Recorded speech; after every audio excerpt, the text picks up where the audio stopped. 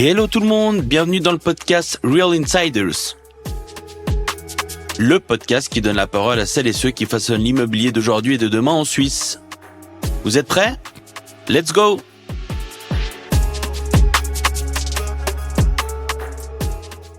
Hello Benjamin, merci de participer au podcast Real Insiders. Hello Joël, merci de ton invitation. Merci beaucoup, ça fait un moment que je voulais t'avoir, donc je suis assez content. Premièrement, est-ce que tu pourrais te présenter en quelques mots, puis nous parler de ce que t'aimes dans la vie, tes passions, etc.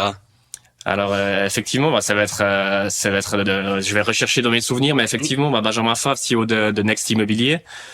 Tout d'abord, mes passions, je pense qu'elles sont professionnelles au niveau de l'immobilier, puisqu'il y a 22 ans que je fais ça. Ouais. Débuté par un apprentissage de commerce d'une fiduciaire gérance pour rapidement mon premier job au sein d'Allianz Suisse Immobilier, donc un grand institutionnel sur l'ensemble de la Suisse. J'ai rejoint également Livit en tant que gérant d'immeuble également, et j'ai eu la chance, et je pense que c'était un petit peu le tournant de ma carrière, c'est de pouvoir en 2007 de rejoindre le groupe de RAM. Et au suite de l'évolution du groupe de RAM, j'ai eu en fait une possibilité de rejoindre en fait un fonds de placement immobilier qui appartenait à l'époque à la régie de RAM, c'est Solvalor Fund Management. Oui. Grâce à un grand monsieur que je tenais à saluer aujourd'hui, monsieur Philippe Truand, qui m'a donné sa confiance. Et au fil des années, j'ai pu évoluer au sein de cette structure jusqu'à devenir en fait directeur immobilier adjoint du fonds. Ouais.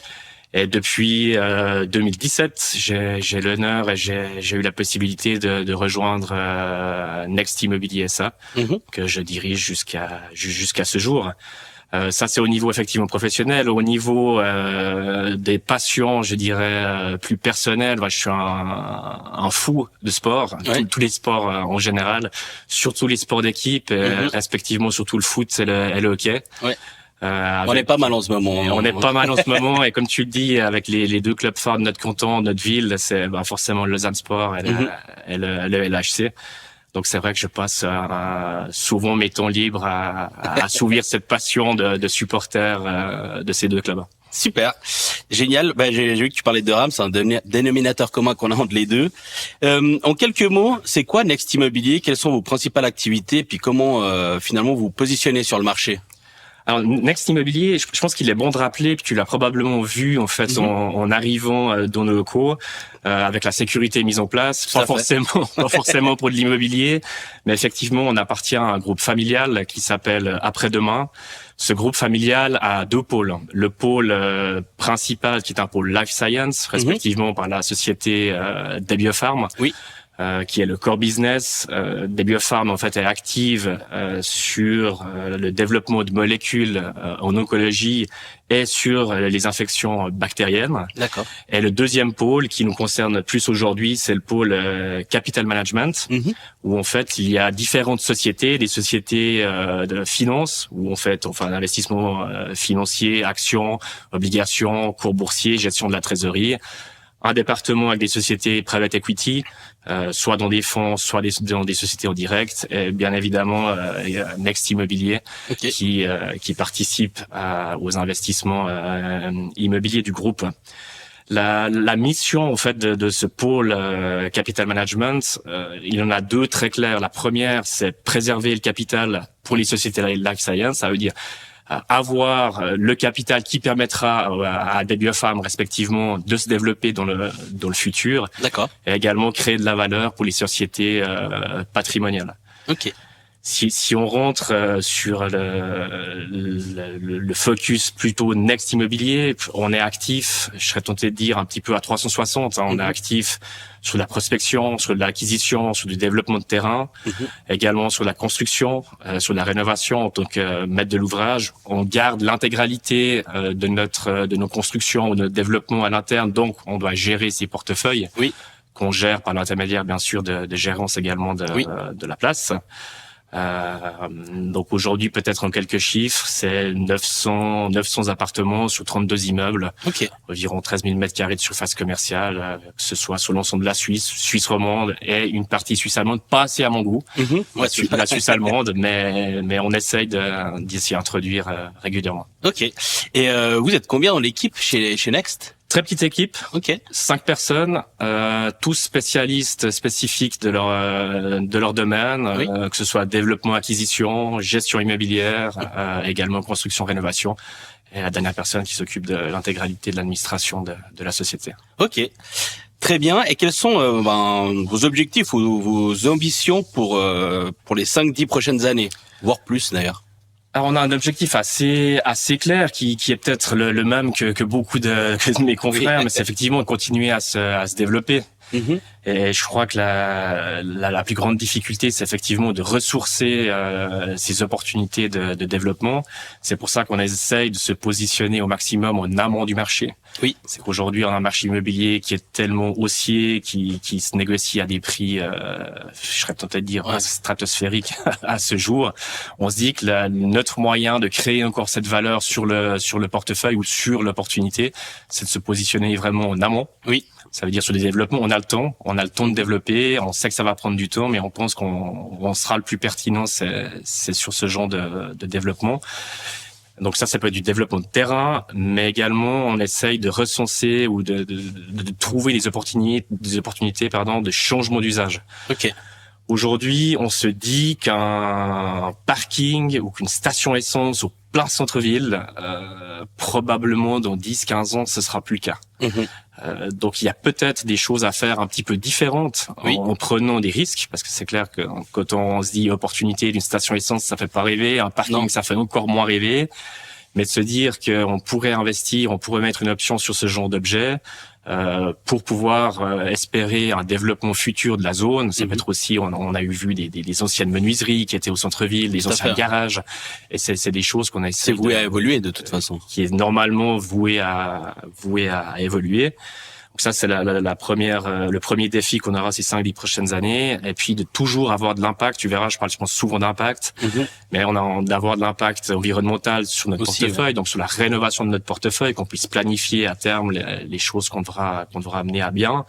Et également l'impact sociétal, qu'on apporte aussi une grande importance sur l'ensemble de nos locataires. Très bien. Je voulais rebondir sur cette question parce que ça fait partie des questions suivantes. Alors, quels sont les plus grands défis que Next Immobilier doit relever aujourd'hui? Je pense qu'on en a déjà parlé. Tu me diras si tu veux rajouter quelque chose. Mais vous avez justement sur votre site un onglet qui dit démarche citoyenne. C'est très intéressant. Vous dites que chaque immeuble est une opportunité d'améliorer la qualité de vie des utilisateurs grâce à des infrastructures communes et des services. Est-ce que tu peux développer cette vision et nous expliquer comment vous la mettez en pratique? Je sais que par exemple, on a collaboré indirectement sur le projet l'écoquartier d'Osiris. Est-ce que tu peux un petit peu m'expliquer comment ça se concrétise finalement toutes ces démarches? En fait, on est parti du principe que fournir des mètres carrés à un locataire pour un loyer, c'était pas suffisant. On a posé ça sur la table, on a écrit ça sur une feuille blanche un jour avec l'ensemble de l'équipe, et puis on s'est dit qu'est-ce qu'on pourrait faire pour améliorer ou faciliter la vie du locataire. Oui. Alors précédemment, ce service qu'on appelle aujourd'hui démarche citoyenne, qui a un bien meilleur nom, on l'appelait Next 2.0. Okay, Le marché m'a vite dit que c'était has-been, donc le 2.0 était un petit peu lointain, donc c'est vrai qu'on l'a renommé démarche citoyenne. Et concrètement, comment ça se déroule, en tout cas au niveau de l'impact sociétal, c'est mettre des services à disposition pour faciliter la vie à nos locataires. Oui. Et aujourd'hui, il y a des choses toutes simples à mettre en place pour faciliter cette vie. On sait qu'on travaille de plus en plus, que le locataire a de moins en moins de temps à consacrer pour son logement, pour ses services, etc. Et sur le projet dans lequel tu fais référence d'Osiris, on a mis à disposition un local communautaire, on a créé une association de quartier sous notre impulsion. Il y a des jardins potagers également pour les locataires. Il y a un fitness extérieur, il y a des boîtes à colis. Ça, c'est toujours quelque chose qui semble assez bête, mais c'est vrai que des boîtes à colis, je pense que t'as dû faire l'exercice parce qu'on l'a tous fait, et que tu reçois ton petit papier dans ta boîte aux lettres, d'aller chercher un recommandé ou un colis le samedi matin, une file de 25 un peu pénible, 30 minutes. Tu te dis, c'est insupportable, j'ai pas le temps de faire ça, je gâche la moitié de mon week-end. Donc, c'est clair. Boîte à colis, tu reçois ton paquet en bas de ton immeuble, ça te gagne du temps. content, énorme, t'es heureux. C'est quelque chose qui en plus n'est pas démesuré par rapport à un investissement de construction. Bien évidemment, également c'est les fameuses buanderies digitales, par l'intermédiaire de Deep Property. Elle a aussi le concept. On était parti de l'idée qu'aujourd'hui, ces plannings de lessive, c'est catastrophique. Il faut y respecter. T'es jeune, cadre, dynamique, tu bosses toute la semaine et on te file un slot de mercredi après-midi de 2 à 3 pour aller faire ta lessive toutes les 2 semaines. Donc c'est injouable. Donc c'est vrai, c'est de nouveau un service qui permet de réserver sa plage horaire, qui facilite la vie. Donc ça, c'est un peu les services qu'on a mis sur échelon et sur d'autres projets de construction qu'on a. On a également mis des appartements d'hôtes, parce qu'aujourd'hui, rareté du terrain, rareté des opportunités. Les appartements de plus en plus petits, c'est forcément la surface coûte cher, donc les appartements sont de plus en plus petits. Et on se dit, aujourd'hui, pour accueillir de la famille, pour accueillir des amis, pour les faire dormir quelques jours dans un appartement, c'est pas toujours possible. Donc, on mettait sur certains de nos projets, on met un appartement, un studio à disposition, non pas pour faire de la rentabilité, parce qu'en gros, ce qu'on facture est uniquement le nettoyage de l'appartement et les draps. Donc, ça amenait du service. C'est complètement du service. Également, on s'est dit des locaux de bricolage, pourquoi pas, pour que les locataires puissent avoir un endroit spécifique à eux, et également des locaux où on peut effectivement se prêter des outils et diverses choses. Parce que moi, je suis toujours parti du principe que dans un immeuble de 50 logements, 49 perceuses, c'est juste ridicule, parce qu'on a tous, à part si t'es bricoleur, on a tous utilisé notre perceuse une fois. C'est pour prendre les premiers tableaux quand on ménage, puis après tu la sors plus, tu l'as mis dans KGB. Et c'est le fait d'équiper ces locaux, parce qu'on l'a équipé avec des petits matériels, et justement le locataire en profite, il vient se servir, il le remet en place. C'est un service qui est gratuit, qui est inclus dans la location, et qui facilite en fait la vie de nos locataires. C'est vraiment amener beaucoup plus de services qu'un appartement, enfin un projet lambda comme on peut voir aujourd'hui, et c'est quelque chose qui se développe de plus en plus partout, après j'ai envie de dire. Et pour rebondir sur ça, tu parlais d'e-property. Il y a une question par rapport à ça. Par la suite, parce que je sais que vous investissez dans certaines de ces startups. Et je voulais, avant de passer sur cette question, je voulais te poser une autre question qui est liée aux régies, parce que tu me parlais des régies. Aujourd'hui, vous collaborez, vous travaillez avec plusieurs régies qui, à une époque, étaient souvent perçues comme plutôt poussiéreuses. Je te parle de ça il y a 5-6 ans, parce que le secteur immobilier est toujours le dernier à bouger. Qu'est-ce que t'en penses aujourd'hui? Il y a un gros virage digital qui s'est produit, qui est en train de se produire. Moi, je vois plein de choses ultra intéressantes. Comment toi tu vois ce virage et qu'en penses-tu? Alors effectivement, j'ai le même ressenti que toi. C'est qu'aujourd'hui la gérance, pour moi, est toujours un peu poussiéreuse, mais fait des avancées significatives, des efforts, puis aussi grâce à des sociétés comme la tienne. Merci. Où on permet de digitaliser, on permet de communiquer d'une manière différente. Moi, je pense qu'aujourd'hui, les gérants ont encore une grande problématique. C'est la problématique de l'expertise et du conseil, en fait, qu'ils vont pouvoir donner à leurs propriétaires. Non pas par envie, non pas par compétence au sein des régies, mais simplement par manque de temps. Aujourd'hui, c'est vrai qu'il y a eu, il y a quelques années derrière, la course aux honoraires, dont les propriétaires importants font partie du problème. J'allais te relancer sur ça, Je te rassure, on fait partie intégrante de ce problème-là. Donc c'est vrai que les honoraires ont baissé. Aujourd'hui, est-ce que les honoraires sont tenables ou pas? Je suis pas apte à juger ça. Je pense que d'autres le feront bien mieux que moi. Mais par contre, ce que je constate aujourd'hui, c'est que le service d'expertise ou de conseil sur tes immeubles manque, et il se concentre en fait uniquement sur les tâches, je dirais, du day-to-day, des exigences locataires, exigences propriétaires, mais vraiment du day-to-day. Et c'est dommage à mon point de vue, parce que le métier de gérant d'immeuble est un magnifique métier de base, mais qui perd un peu de sa valeur. Donc c'est vrai qu'aujourd'hui le virage est pris de leur côté. On voit des choses, on voit effectivement il y a une rationalisation, il y a du digital dans les états des lieux, la communication devient plus pertinente, fluidification des process. Les process c'est plus fluide, mais je pense que c'est pas encore assez. Les bons de travaux aussi, effectivement, on voit émerger des sociétés comme Tayo, qui facilite, qui pour moi c'est extraordinaire. On avait vu le projet effectivement assez en amont, et c'est quelque chose qui est extraordinaire, mais qui devrait être encore plus standardisé, pour qu'ils puissent réellement digitaliser, standardiser les tâches à faible valeur ajoutée. Aujourd'hui, c'est ça, pour qu'ils puissent à nouveau se reconcentrer sur leurs clients, propriétaires, mais surtout locataires. Oui. Et qu'ils aient cette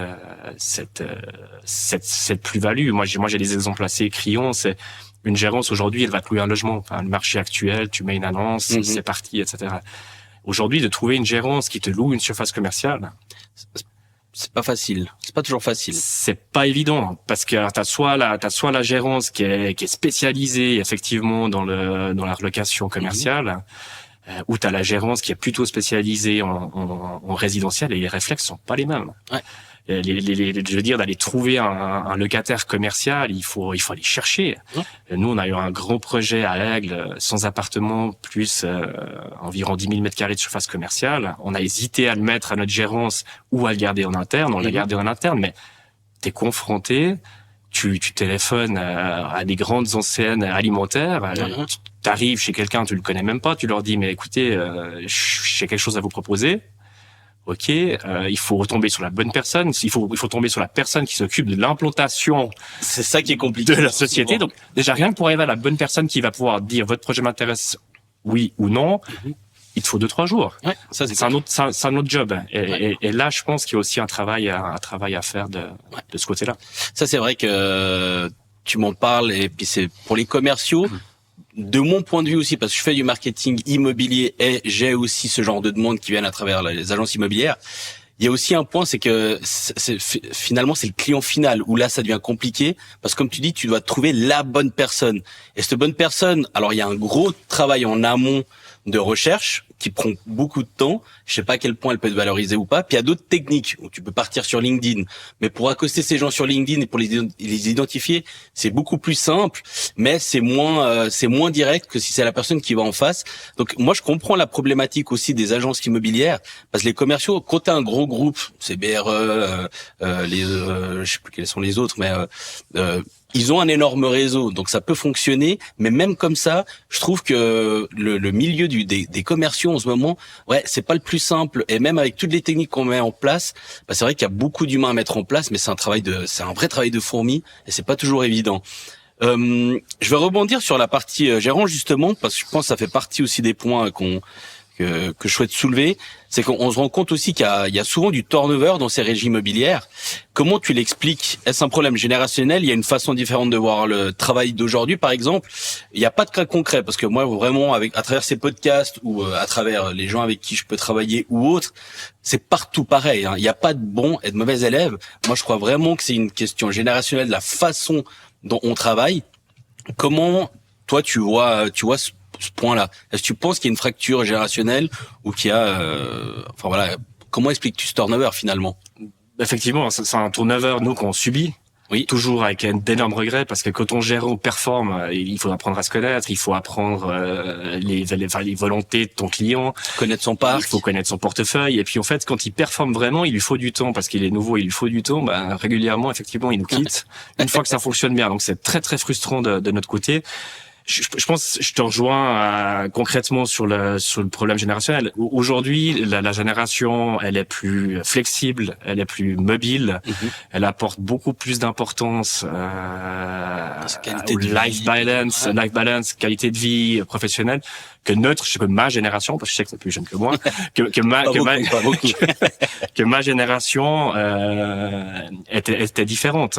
Donc là, il y a effectivement un réel problème pour les directeurs d'agence et qui est à mon avis compliqué à résoudre. Ouais. Il y a peut-être aussi un problème simplement structurel qu'on avait aussi à l'époque, c'était de se dire est-ce que l'herbe pour quelques centaines de francs ailleurs est meilleure? Oui. Ça c'est quelque chose d'assez logique. Ça se fait après 2-3 changements. La personne, si elle a la tête sur les épaules, elle va quand même se dire non. En fait, je pense que c'est plutôt une reconnaissance externe que je dois aller chercher que simplement un changement de gérance où je vais probablement retrouver les mêmes problématiques. Donc concrètement, je pense que c'est la génération qui est différente et qui ose peut-être plus aussi de se dire ok, moi j'en parlais dernièrement avec un directeur d'agence. Des gérants, les personnels de gérance partent sans rien avoir derrière. Ouais. Ça, ma génération, c'était pas possible. Non. C'était pas envisageable. Si tu pars, c'est parce que t'as quelque chose, t'es backupé derrière sur un nouveau job et sur un nouveau défi.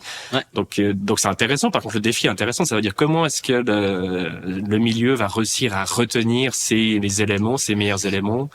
Moi, je pense qu'il y a plusieurs points. Après, tu me diras ce que t'en penses, mais il y a un problème, à mon avis. RH, mais ils peuvent pas faire grand chose. Parce que moi, pour avoir aussi travaillé dans les télécommunications, au final, un assistant de gérance, c'est du service après-vente. Et quand un lundi matin jusqu'à 16h, toute la semaine, tu te fais, entre guillemets, allumer, c'est lourd, en fait. Et heureusement qu'il y a cette digitalisation qui permet de faire du ticketing et puis de prendre le temps de gérer que de recevoir des appels tous les jours. Mais je pense que cette nouvelle génération aussi, il y a une problématique de job qui fait qu'on se fait souvent allumer, entre guillemets. Et puis c'est pas évident. Et si tu veux les retenir, t'as des stratégies où tu dois peut-être les payer un peu plus cher. Mais après, quand tu fais la balance des comptes en digitalisation, les payer plus cher, la transition digitale et les honoraires de gérance, par exemple, finalement, c'est vrai que ça devient un petit peu compliqué. Mais c'est un avis comme les autres. Hein. Mais t'as entièrement raison. C'est l'addition de ces facteurs arrive à ce constat-là. Et je pense que s'il y a effectivement un facteur à mettre en dessus des autres, sans oublier bien sûr l'humain, c'est cette digitalisation qui, pour moi, le jour où réellement tu arriveras à abaisser ces tâches sans valeur ajoutée, le gérant de nouveau deviendra un gérant d'immeuble sur le terrain. On m'a toujours dit qu'on faisait pas de l'immobilier avec les chaussures propres. Bien sûr. Aujourd'hui, certaines fois, tu parles à des gérants qui connaissent ton immeuble une fois par année. Et c'est pas le métier pour moi. Le métier est vraiment d'être sur le terrain, de pouvoir connaître son immeuble techniquement, de pouvoir connaître son immeuble avec ses locataires, de pouvoir connaître le droit du bail. Mais aujourd'hui, le constat est que le temps manque. Le temps manque. Les propriétaires sont de plus en plus exigeants. Les locataires sont de plus en plus exigeants. Aussi. Et tu as très bien résumé la situation. C'est qu'à la fin de la semaine, t'as pris des balles perdues de tous les côtés. Et puis tu te dis, le week-end, vivement le week-end. Puis le lundi, ça recommence. Donc, c'est pas toujours évident. Pas toujours facile. Mais on verra si, d'ici les prochaines années, il y a des choses qui évoluent. Mais en tout cas, j'ai entendu qu'il y a des choses dans les tuyaux et des idées assez novatrices, donc on espère qu'on pourra et les écouter dans mon podcast. Niveau stratégie et investissement, vous investissez dans des projets variés, comme par exemple The Babel Community ou eProperty. Quelle est la stratégie derrière ces investissements diversifiés? Et puisqu'il y a d'autres investissements dans ce type de start-up, voilà, ça c'est ma première question. Puis on reviendra par la suite sur les autres qui complètent cette question. Parfait. Je vais essayer d'être assez clair. Donc, ces investissements-là ne se font pas par l'intermédiaire de Next Immobilier, mais par les sociétés de private equity. D'accord. Et dont les sociétés de private equity du groupe, on a vraiment deux stratégies. On a du private equity, je dirais, je pèse mes mots, traditionnel, avec un objectif de rentabilité, toujours une contrainte d'impact sur des thématiques différentes, énergie renouvelable, santé, IT, éducation et services. Donc ça, c'est la première chose. Dont tu parlais justement d'Axis, respectivement Babel Community, la marque d'Axis Babel Community, dont fait partie cet investissement. Là, l'investissement était intéressant de leur point de vue parce qu'effectivement, Babel Community, c'est quoi? C'est une société qui réunit sur un même lieu des activités de coworking et de co-living pour justement créer des synergies entre ces deux activités. Okay. Beaucoup sur le territoire français. Donc ça, c'est un investissement effectivement sous le biais de la rentabilité et sous le biais du concept. On est toujours un petit peu dans le groupe, se dire comment est-ce qu'on va pouvoir faire les choses différemment, comment va-t-on pouvoir anticiper les changements d'usage, les changements de demain, en essayant en fait de prévoir l'avenir, mais plutôt de le bâtir en disant on veut être les premiers sur ces nouvelles thématiques. Pour Babel Community, sous le l'angle de Next Immobilier, nous on en profite aussi directement puisqu'en fait ça nous ouvre notre scope. On se dit aujourd'hui, ok, co-living, coworking. Alors coworking en Suisse ça fonctionne à certains endroits, il y en a d'autres qui fonctionnent moins bien. Co-living c'est encore peu présent. C'est un peu abstrait. C'est des chambres d'hôtes. Voilà. Le véritable co-living en Suisse, je n'ai pas encore vu. Non. Chaque fois que je lance cette thématique, on me dit j'ai un truc, il y a pas de souci, je viens de présenter ça. En gros, c'est des appartements meublés. Ouais. Avec à la limite un service fitness dans l'immeuble. Mais c'est pour moi c'est pas du co-living. Un co-living ça s'anime. Ouais. Il y a des activités annexes. Il y a le fait là donc à présent d'adjoindre le coworking au co-living crée aussi une ambiance, il y a un restaurant souvent dans leur j'avais vu une vidéo lors de vos 40 vos anniversaires 20 ans excuse-moi les 20 ans ouais. Vous faisiez aussi after work des jeux enfin voilà ça s'animait de 24 heures sur 24 en fait au final complètement et ça c'est des choses qui sont hyper inspirantes pour nous parce qu'on se dit toujours OK ça fonctionne à l'étranger est-ce que le modèle est réplicable en Suisse et on se pose ces questions. Aujourd'hui, on a de la peine encore à avoir totalement l'opportunité parce qu'en fait, on a des territoires très différents entre la France et la Suisse. Hein, déjà, population, mais également en mètres carrés. Ouais. Typiquement, Babel Community s'intéresse pas forcément à la personne qui va faire 3 nuits dans son co-living. C'est pas forcément intéressant. Elle s'intéresse plutôt à ce qu'ils appellent des grands comptes, des grandes sociétés. Et en France, ils ont cette facilité-là. Alors, je prends un exemple qui est ce qu'il est, mais ils ont un site à Marseille.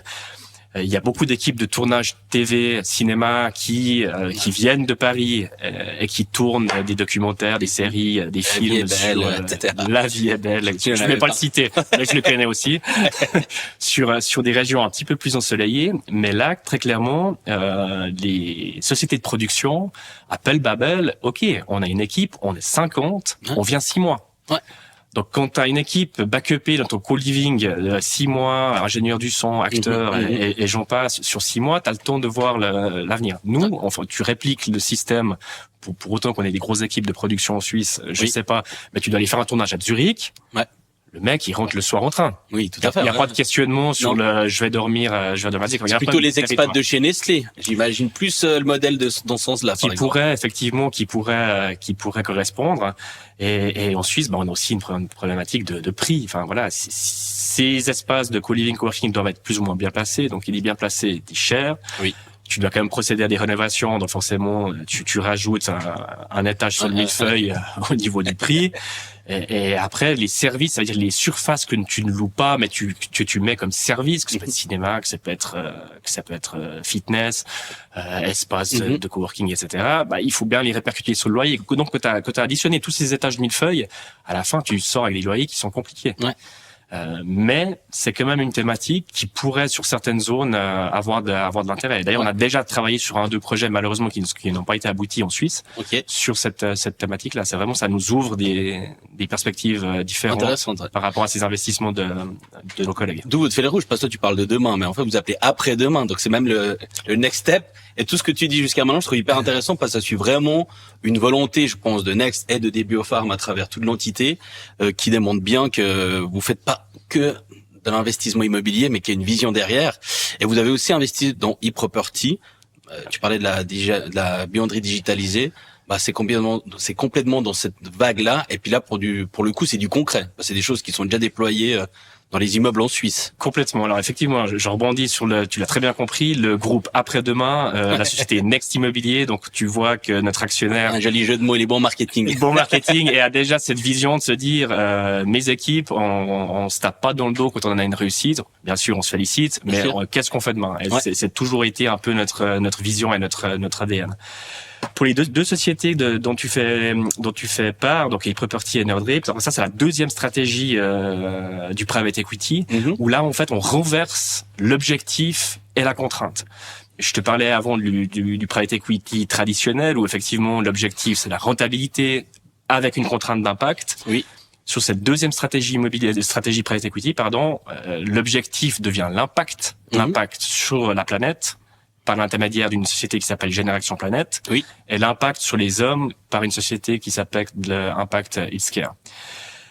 Dont Génération Planète qui a investi effectivement sur les sociétés d'e-property. La vision a été très claire. C'était à e-property, effectivement, il y a eu la rentrée de Christophe Aldi sur les buanderies, mais qui était une porte d'entrée dans le monde de l'immobilier très fermé.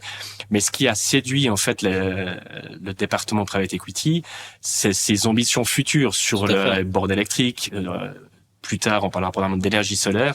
Et c'est là où on se retrouve en fait dans l'impact environnemental qu'on souhaite donner à nos investissements.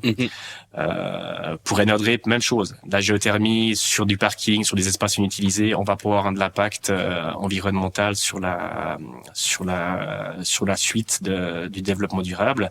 Et dans cette stratégie-là, en français, je parlais qu'on renverse effectivement objectif, impact et contrainte, rentabilité.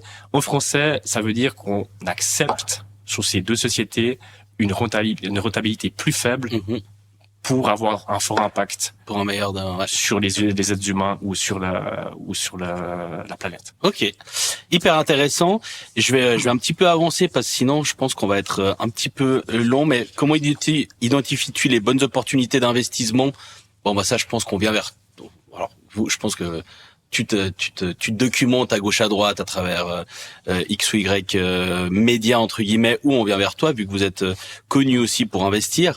Mais on parle aussi beaucoup d'IA aujourd'hui. Est-ce que vous, ça c'est quelque chose qui est dans les tuyaux? Ou est-ce que vous regardez encore un petit peu de loin? Non, voilà. c'est bien sûr, c'est un tuyau, c'est non négociable aujourd'hui. Tu es obligé de suivre l'actualité, de voir ce qui se passe au niveau de l'intelligence artificielle, qui est déjà utilisée pour la prospection, qui est déjà utilisée dans le domaine de la construction, également dans l'administration. Oui. On a fait un bond en avant la qualité de nos courriers chez Next Immobilier depuis l'introduction de l'IA et ChatGPT. Incroyable. On me sort des mocks, j'avais même pas connaissance sur des courriers. Donc non, très clairement, c'est un sujet qui nous interpelle et ça, c'est un sujet très bluffant. On est en train, au sein de Next Immobilier, mais aussi au sein du groupe, après-demain, s'y atteler activement. Ok, trop bien. On va repartir un peu dans le côté privé de Benjamin Fabre et puis ton côté management. Est-ce que toi, tu as vécu des moments compliqués dans ton parcours professionnel? Oui, bien sûr. Enfin, 22 ans d'immobilier, t'as forcément des hauts et des bas. Basé au débat, j'ai commencé par offrir des loyers. Donc aujourd'hui, c'est plus tellement d'actualité. J'ai vécu des moments compliqués, que ce soit effectivement de l'ordre de grosses rénovations ou d'importants projets de construction où on a des défauts, où on a du retard sur la projection, et puis forcément ça se réplique sur la rentabilité finale. Donc oui, mais par contre je suis toujours parti du principe que ces échecs te font avancer sur la suite. Ouais. Simplement, il faut oser les poser, il faut oser les admettre. Ok, on aurait probablement pu mieux faire, et pas de reproduire les mêmes erreurs dans le futur. Et souvent, le succès, je serais tenté de dire, se construit avec les échecs du passé. C'est clair. Donc ça, c'est quelque chose. D'où tes 22 ans d'expérience qui font qu'aujourd'hui t'es là où t'es finalement. Hein. Il y a eu aussi des échecs, pas que des réussites. Et humainement, toi, t'es quelqu'un qui prend pas mal de recul, tu le vis mal. Parce que moi, je suis quelqu'un de très angoissé. Donc, dès que j'ai un souci, pendant une heure, je pense qu'à ça. Est-ce que toi, en personnel, d'ailleurs, ça rejoint l'une des questions que je voulais te mettre, c'est comment décrirais-tu ton style de management en tant que CEO? Je pense que la question va ensemble.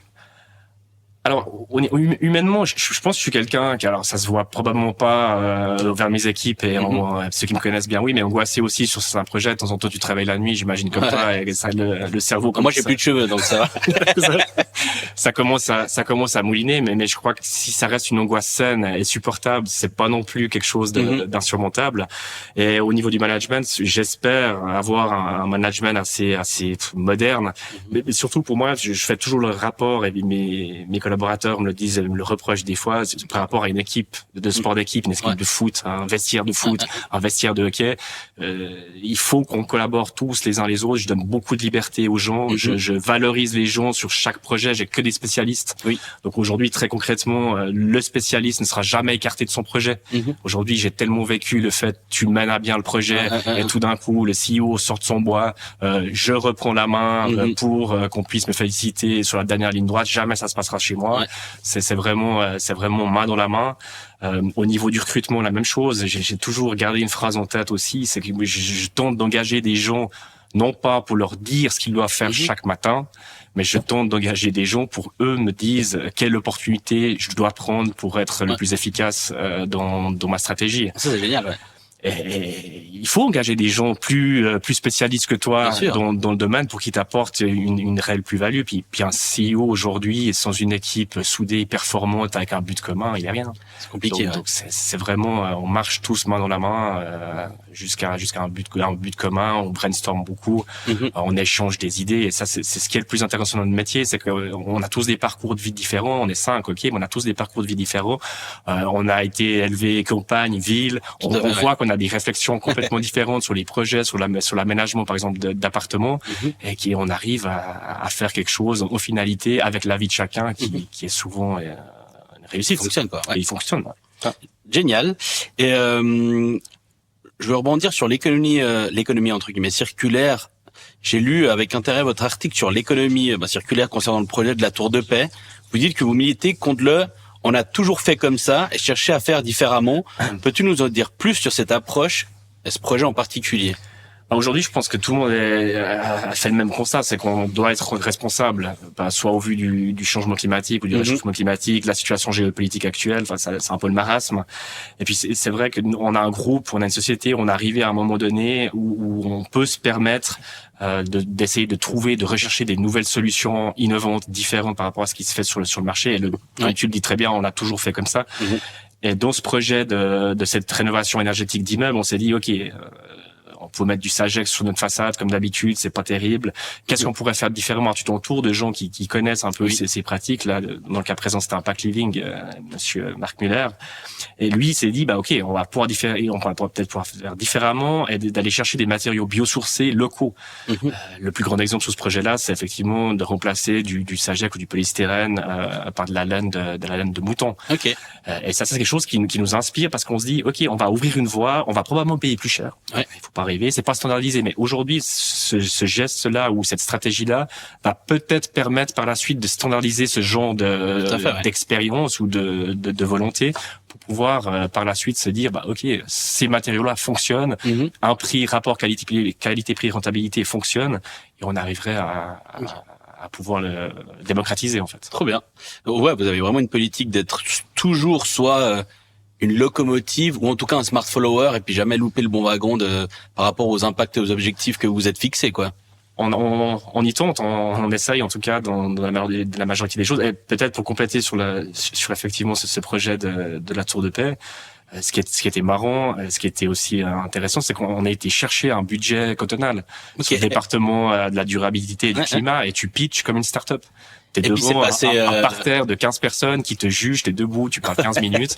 Voilà, j'ai ce projet-là, laine de mouton, biosourcée, local, etc. Et on a obtenu effectivement un financement qui nous permet aussi de pouvoir continuer dans cette voie-là. Ça peut être intéressant pour les autres, entre guillemets, soit fonds immobiliers, soit promoteurs, par exemple, qui s'intéressent à ce genre de choses.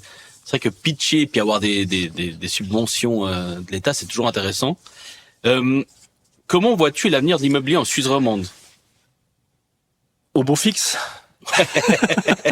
Non, aujourd'hui, au beau fixe, ça roule, hein. Ça roule, on le voit, la BNS baisse ses taux, son taux directeur à 0,50, pénurie de logements, démographie et augmentation, immigration constante, complexité administrative dans les délais d'obtention des permis de construire, donc ça retarde les projets, donc forcément les valeurs augmentent. Et un facteur que j'ai observé qui est un petit peu différent de ce que je viens de dire, parce que tout le monde le dit, qui est un petit peu différent, c'est aujourd'hui, c'est les augmentations de capitaux sur les fonds immobiliers cotés. Sur 2024, on n'est pas loin de 3 milliards, c'est 220% de plus que 2023. C'est dingue. Alors effectivement, sur une partie de ces investissements, on va être utilisé pour de la rénovation énergétique. Mais ça fait des players supplémentaires agressifs, bien sûr, sur le marché, parce que aujourd'hui sur l'achat du prix de temps, surtout, et que les fonds immobiliers font des émissions, ils diluent le portefeuille. Les actionnaires sont pas tous contents sur les émissions, donc forcément il faut ramener de la substance. Donc ce qui veut dire que les fonds immobiliers auront les dents longues probablement l'année prochaine sur le marché de l'acquisition. Vous êtes pas coté en bourse, hein? On est totalement privé. Ok. D'où la stratégie d'anticiper le demain ou l'après-demain, pour être concurrentiel face à ces mannes d'argent qui arrivent et qui peuvent peut-être acheter à des prix qui sont. C'est ça. Surtout qu'on doit avoir des attraits différents, parce qu'aujourd'hui on est probablement pas l'acteur le plus agressif sur le marché au niveau d'un immeuble construit au plein centre de ville de Lausanne. C'est probablement pas pour nous. Bien qu'on aimerait en acheter un à 4% de rendement, mais ça n'existe pas. Mais par contre, je pense qu'on est plus efficace, plus flexible et agile, c'est sur ces développements de terrain à long terme où on arrive à proposer des solutions. Je dirais à chaque propriétaire qui souhaiterait se départir d'une partie de foncier. Ok, trop bien. Deux dernières petites questions et ensuite on va finir avec un petit quiz. Quel conseil donnerais-tu à un jeune qui se lance dans l'immobilier? Parce que on parlait de cette transition générationnelle. Alors oui, le courtage c'est toujours sexy parce qu'on pense que c'est facile alors que c'est pas du tout le cas. Les gens doivent se former. Rentrer dans l'immobilier à travers la gérance, tu commences par assistant, on voit que c'est pas toujours évident vu tout ce qu'on a énuméré. Alors voilà, si toi tu devais donner un conseil à un jeune, lequel serait-il? Plein de courage. Déjà plein de courage. Après, je pense qu'il faut déjà identifier. Enfin, pour moi, l'entrepreneur, il faut une base de talent. Enfin, je dis toujours, un entrepreneur, on peut tous être entrepreneur, mais s'il n'y a pas le talent, ça va pas suffire. C'est compliqué, ouais. Une importante charge de travail. Et le talent et le travail conjugué, je pense qu'effectivement, ça fait une bonne partie de la réussite. Ouais. Ça va te faire plaisir. Je pense qu'il y a un facteur qui est venu très très important par rapport à se lancer comme entrepreneur, c'est la communication, qui aujourd'hui était obligée. Enfin, on parlait en off avant sur certaines réussites de digital, d'acteurs, etc. Tout à fait, la communication devient un point essentiel. Et je pense toujours, peut-être naïvement, peut-être, qu'il y a un facteur chance. Aussi. À un moment donné, le talent, le travail, la communication, mais à un moment donné, il faut être là au bon moment. Mais des fois, elle se provoque, hein. Elle se provoque. Parce qu'il y a beaucoup d'humains, on est dans un marché quand même qui est local. Et puis, je sais pas, aller voir, je t'ai croisé par exemple une fois au match du LHC. C'est aussi des fois dans ces moments-là où tu peux rencontrer une personne et puis provoquer un rendez-vous ou une opportunité. T'as entièrement raison, c'est clair. Et peut-être le conseil, c'est vraiment oser prendre ses risques, avoir le courage de prendre ses risques, de se relever après les premiers échecs parce qu'il y en aura, et d'apprendre de ces échecs pour construire le succès futur. Génial. Merci beaucoup. On va finir par un petit quiz. Alors c'est 5 petites questions. Donc le quiz, c'est le concept, c'est j'achète, je vends. T'as pas besoin d'argumenter tout ça. Donc le Bitcoin. Je vends. J'ai l'impression de jouer au poker, c'est pas assez tangible pour moi. Ok. L'utilisation de Airbnb comme modèle d'affaires pour les logements vacants. Alors aujourd'hui, vu la situation du marché immobilier, je suis pas sûr qu'on ait forcément besoin de Airbnb, donc je vends. D'accord. Un terrain avec un potentiel extraordinaire, mais à la seule condition que Roger Federer ne soit plus suisse et devienne italien. Ça, c'est la pire de tes questions. Comme je te le disais, les terrains sont de plus en plus rares, très compliqués. J'achète. Ok. Parce que le terrain, il me fait envie, tout en sachant que les titres de Roger auront été réalisés uniquement avec son passeport rouge à croix blanche. Donc, je laisserai le Roger Federer retraité à mes amis italiens. Ok. Au pire, il sera suisse italien.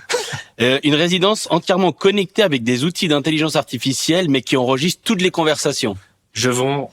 Très clairement, technologie oui, mais pas au détriment de la liberté. Ok, mais tu sais que ça arrive, hein, parce que là, juste avec les téléphones, on est déjà mort. Hein. Et avec ChatGPT, ça va être encore pire. J'imagine. Le LHC gagne le championnat, mais tu dois garder un logement vacant pendant 6 mois. Alors là, tu me diras pas, ça dépend lequel. Hein.